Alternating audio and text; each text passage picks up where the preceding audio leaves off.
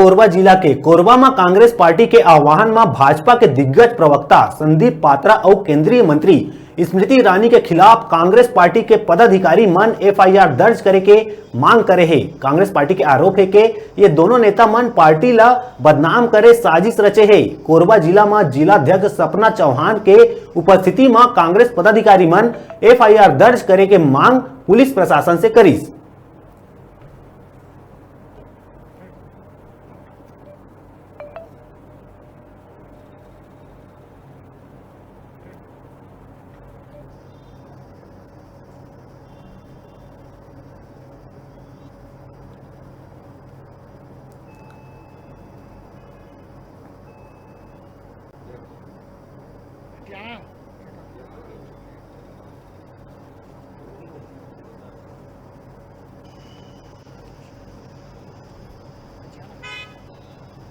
देश जो है इस समय कोरोना महामारी के चपेट में है और कोरोना महामारी को लेकर घृणित तरीके से हमारा जो आईटी सेल है राष्ट्रीय स्तर पर जो है उसके फर्जी लेटर पैड का दुरुपयोग करते हुए भारतीय जनता पार्टी के प्रवक्ता श्री संदीप पात्रा जी, श्रीमती स्मृति ईरानी जी जो केंद्र में मंत्री हैं, इनके द्वारा जो है गलत जो है दुष्प्रचार किया जा रहा है।